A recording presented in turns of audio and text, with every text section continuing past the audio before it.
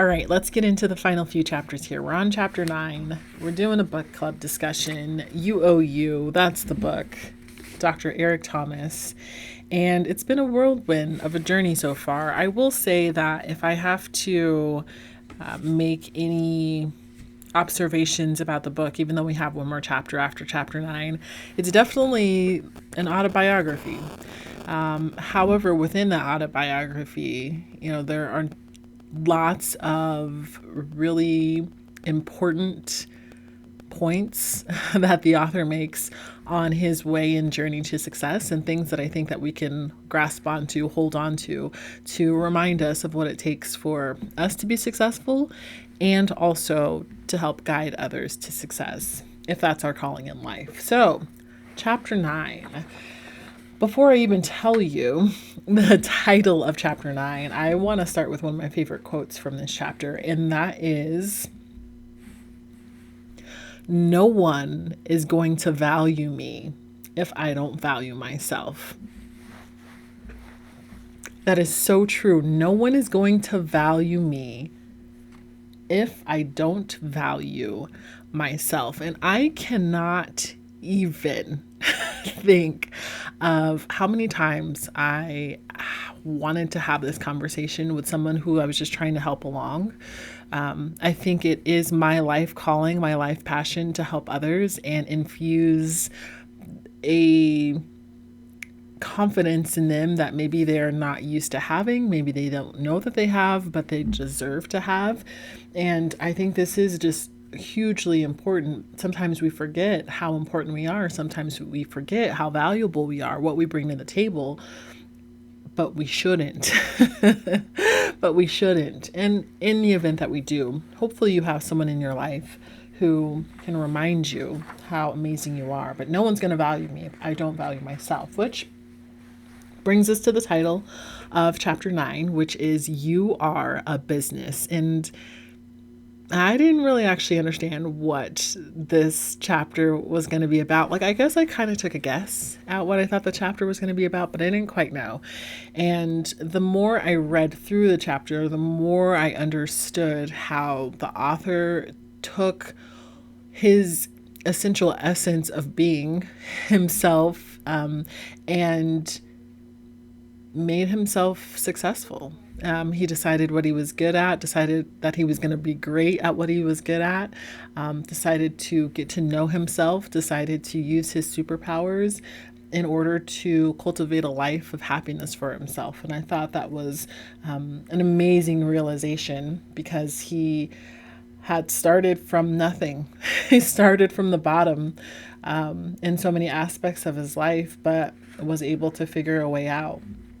It says here, at least the author says, I don't say. The author says, you must state what you are and where you are going so the world can perceive you in the way you want to be perceived. And a lot of times people do go through life and they kind of cower away, and they kind of don't let the light shine on what their gifts are and their talents are. And in doing that, people don't know how to call you. People don't know how to address you. And it is important that you also hear it. So if we're guiding someone else to be successful, we have to have the conversation with them. One, what is it you're trying to get out of this life? What is it you're trying to do? What are your goals? That way, when the time comes, we can bring those goals back to fruition. Or we can bring those goals, back to the forefront. It's always used as a reminder. We talked about in the beginning of this book, and probably you've talked about it a million times also, but what is your why? Why are you doing this? And the reason that we have to grasp onto that is because sometimes we're going to falter. Sometimes we're going to forget why we're on this journey. Sometimes obstacles are going to be thrown in our way and thrown at us. And when that happens, if we have said it enough, if we had told people enough who we are, where we're going, we can be reminded. We can pick ourselves back up and we can get on the path. I have a saying, one of my favorite sayings anyway, and a really good friend of mine ended up drawing it out for me when I was growing up. And I think I probably annoyed people a little bit in my path as an athlete, because I would always tell them that I was great at what I was doing. I would remind them constantly, oh yeah, P.S. by the way, like, I'm the greatest. P.S. by the way, I'm going to win today. P.S. by the way, I'm really good at what I'm doing. And I realized that somewhere in expressing that confidence, other people would cower. They don't know what to do with that kind of confidence in the world. And so I'd gotten to the point where I think I had said it so much that people started to believe me. People started to believe that I was great. People started to believe that I was going to win.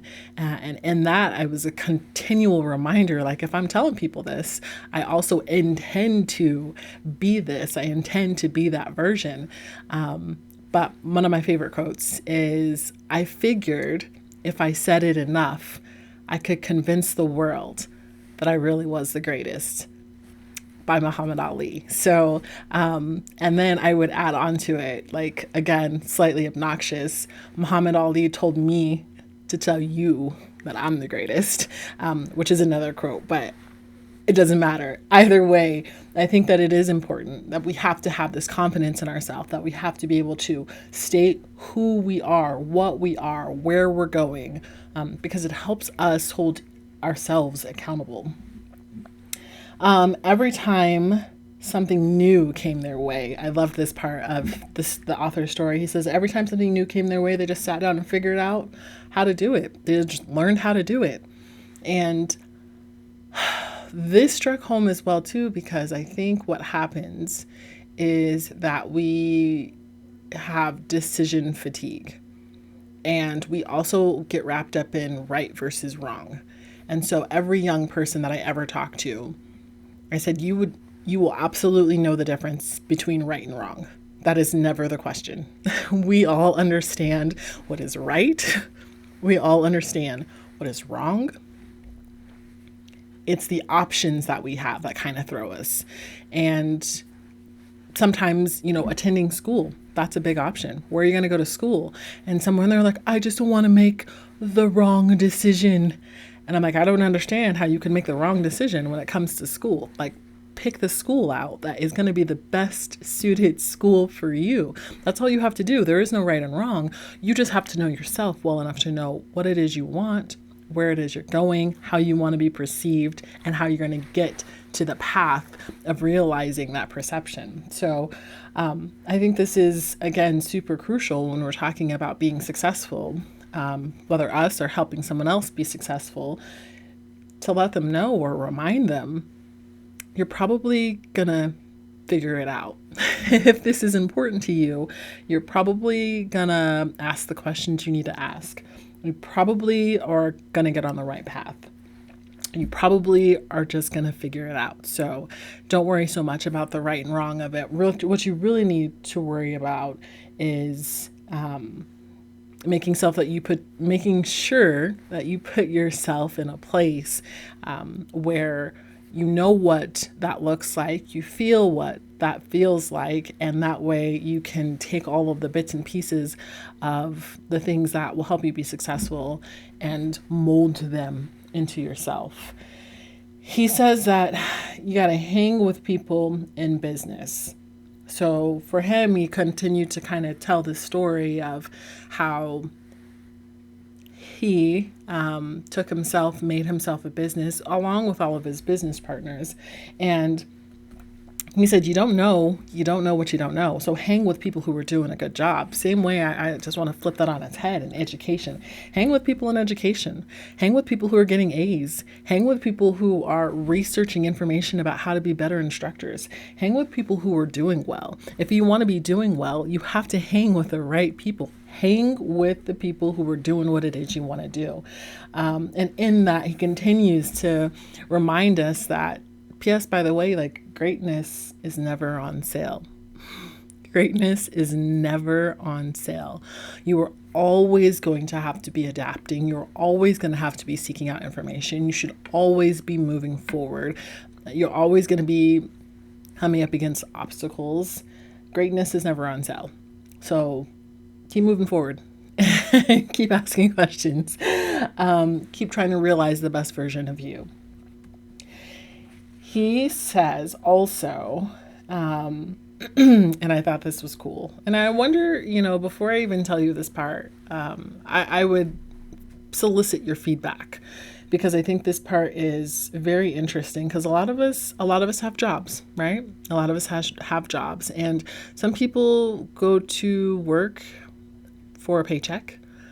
Some people have chosen a profession because they are really passionate about the profession. And somewhere in there, I think there's like the super extreme. We're really just going to work to go to work. And some people are going to work because they love doing what they do. He says that I don't wake up every day to get paid. I wake up every day to walk in my purpose. I don't wake up every day to get paid. I get up every day to walk in my purpose. And can we all find our purpose in life? And are we able to wake up and be passionate and be purposeful about our chosen paths? One thing that my husband and I kind of argue with, and it's weird, and maybe I'm just weird. You can tell me if I'm weird, it's fine. I'm used to it. But I decided a long time ago that I didn't want my alarm to be the reason that I woke up. Like, I didn't want to have to be shaken awake every morning by this loud and annoying sound in my ear, reminding me that I have somewhere to go. And so I made a decision that I'm going to wake up when the sun gets up. That's just going to be my life choice. I'm going to wake up because I'm passionate about the day. I'm going to wake up because I'm excited about what I bring. I'm excited to learn for the day. I'm excited to see if I can help someone today. So I'm just going to wake up when the sun goes up. And from that point on, like, I can't say that I never set alarms. I guess if I need to wake up at like 2 or 3 in the morning, maybe I would need the alarm, because chances are I probably just went to bed. But I've just chosen that I can live a life better than being startled awake every morning. And my husband says that is not fair to other people who need the alarm. So again, you can tell me if I'm right or wrong in that. But I do agree with the statement that you shouldn't wake up every day to get paid. Hopefully you have chosen a path that makes you happy. Hopefully you have chosen a path that you're passionate about. And that's not to say that you're not going to have obstacles. That's not to say that there's not going to be hard things that you deal with at work. That's not to say that it's still going to, not going to be a job. That's not to say any of those things. However, you should enjoy going. Like, I'm here because I'm making a difference in the world. And I do think that we all have an opportunity to bring that to our lives. Another statement that he pulled is comparison is the thief of joy, and how true that is. Every middle school child ever, every high school child probably has to deal with this. Tell me if you were able to make it through high school and middle school without comparing yourself to your friends. I would love to say that I didn't, but that's a lie. And every once in a while, I'll find myself in that,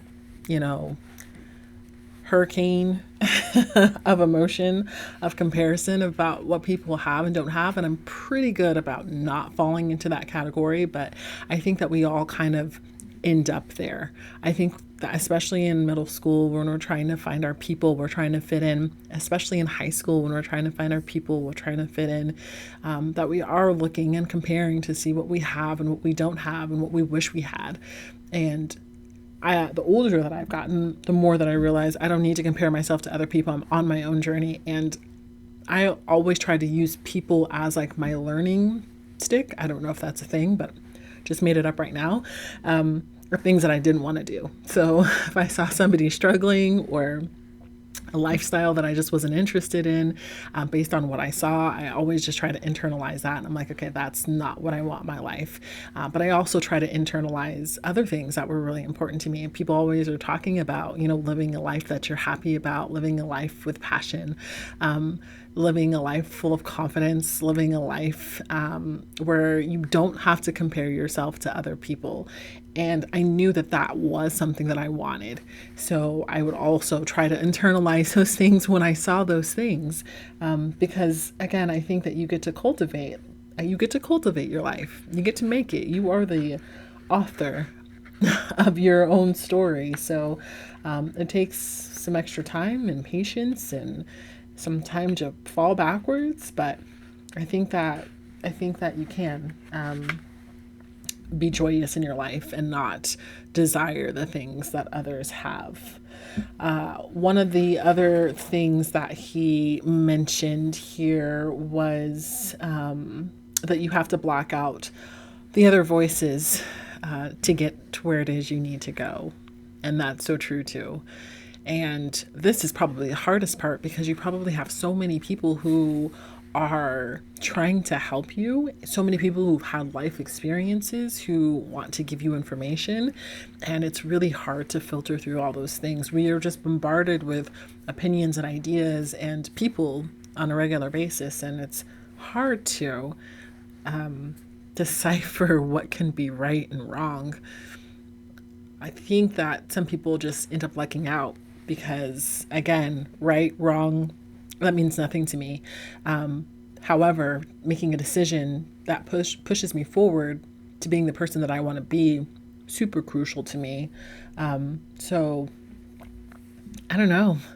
I know that we all want to be affirmed. He mentions that as well. We all want to be valued. He mentions that as well. We all want to be a part of a community. He mentions that as well. And in order for you to be those things, do you have to conform? And the answer is, I hope not. I hope the answer is that you don't have to conform. But I understand how people end up conforming. I understand how people listen to other voices over their own voices. Excuse me. According to the author, you are the most powerful when you are you. You are the most powerful when you are you. And really, at the end of the day, you are probably the most happy when you're the most you. You can't try to be like someone else. I mean, you can try to be like someone else, but I can't imagine that you would find true happiness in modeling your life after someone who isn't you. So you are the most powerful when you are the most you. And then the last thing that I really thought that stood out for me, well, I guess there's two things. And so just from the mind of an educator, one of the things that he mentioned was the population who doesn't have a 4-year degree, which I'm not going to actually say the number because I didn't do the research and I'm not sure if I believe the number or not. I feel like I would actually like to do the research. But I do find it very interesting that he mentioned you have to keep in mind when communicating with other people how to best communicate with the person you are trying to communicate with and not making an assumption that they are a certain level of educated because according to him, it's a high percentage. A certain percentage of people don't have a 4-year degree. A certain percentage of people don't have a degree. A certain percentage of people don't have any certifications. And all those numbers seem really, really high. But it's just a reminder, again, that we are placing expectations on other people. And maybe we shouldn't place those expectations on them. However, making sure that we place expectations on ourselves and realizing, again, the best version of us. Last thing here is that, and I quoted it, and I should have written down the whole quote, but from the notes that I wrote down, he said people needed to hear his success story. Sorry, let me reread exactly what he said. He says people need to hear his story of success. People need to hear his story of success. And it's probably the best part of the chapter, might be the best part of the book. because people do need to hear success stories. People need to hear your story of success. People need to know how they can make it through. People need to know that there is a way. People need to know that you can be happy. People need to know that you can have love, feel love, give love. People need to know that you can overcome obstacles. People need to know. And the only way they know that, the only way you know is if you see somebody who's doing it. You're trying to push your way through to these experiences of success, but when you see it and you're like, oh, I can have that, game on. Let me go get that too. On that note, that is the conclusion of You Are a Business.